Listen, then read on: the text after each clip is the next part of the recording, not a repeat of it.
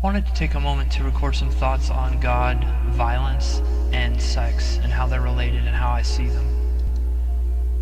My own ideas on the subject of sex and violence and how it relates to God has evolved in my understanding and awareness of how I see God and how I understand God. I was always taught as a child that God was the Alpha and the Omega, the beginning and the end. And so I assumed that all things come from God if God is the beginning, because when God created creation, the universe, if He is the Alpha, then there would be nothing outside of God, because God's the beginning. So that means everything in the universe is a manifestation and a creation of that one essence, which is God. It also says that God is the Omega, which is the end, but I've also been taught that God is endless, without beginning and without end, and I think both of these concepts may at first seem like a paradox, but are actually, when put together, give a more complete picture. That God is the beginning and the end, which is beginningless and endless. And that would mean everything between the beginning and the end, which I might want to call the middle or the center, is also made of God. This is what Christ was trying to express when He told people that whatsoever they do to others, they do to Him, because He had realized His oneness with the Father, or the oneness with the Alpha and the Omega, the universe, and all that it contains. He also expressed this truth when He said, I am within the Father, and the Father is within me. I am within creation, I am within God, and God is also within me. Whatsoever acts of pleasure or pain, sorrow, regret, joy, happiness, whatever we cause or bring to another part of God or to ourselves, we are literally bringing to God, because that is what we're made of. We are a manifestation of God and can be nothing besides that. Nothing exists outside of God, and from the highest perspective, all is one, and we are but parts of the one. Everything we experience, we bring to the one self that we all share, that's within the hearts of all beings.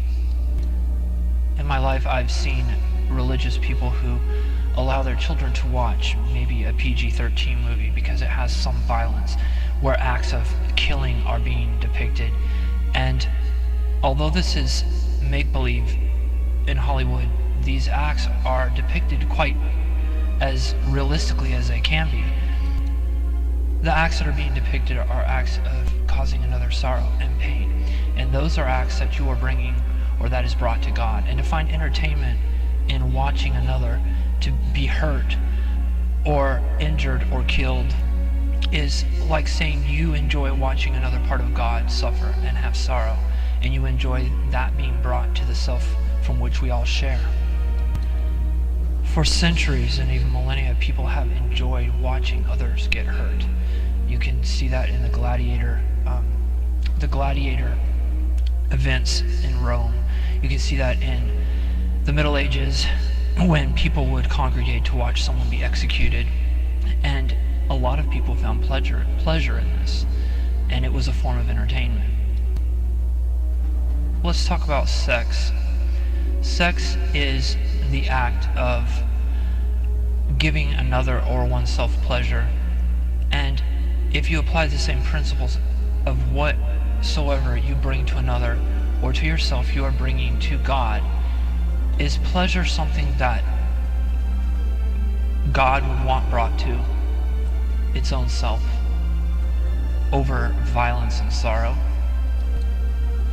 For humans, sex has always been an act of union, an expression of love, and the only time it has ever bordered into violence is when it was done or enacted in a way that brought another shame or regret or against another's will. But again, this is a form of violence and not an expression of love, as sex in its true essence is an expression of unity and love.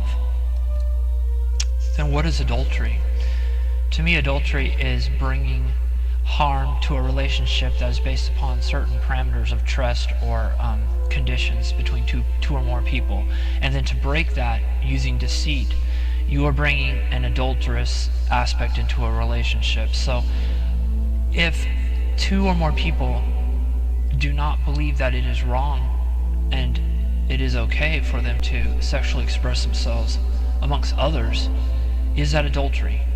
What if a man and a woman are married and live together and love each other, but also desire mutually to express themselves sexually with other friends, with other people that they love?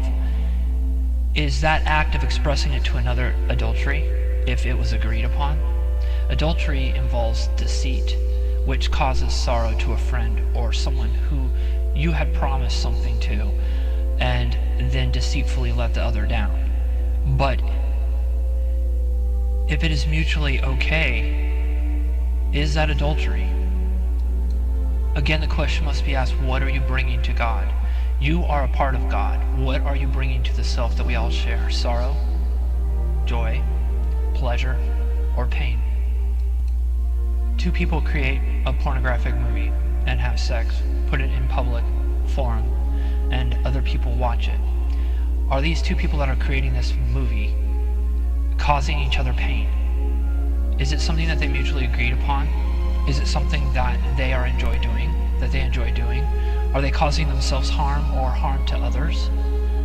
That all depends upon if they're bringing sorrow to others or pain to others. Is anyone receiving pain from watching them?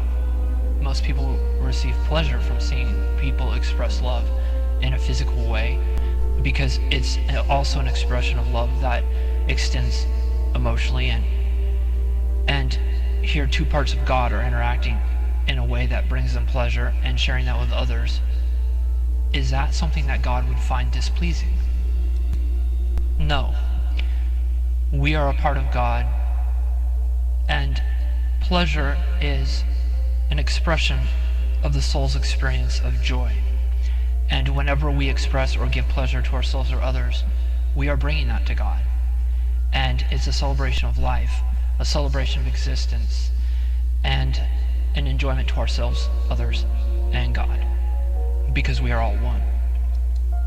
What about two men? Or what about two women? If they express themselves in that same way, is that displeasing to God? Again, the same questions must be asked. What is being brought to the self?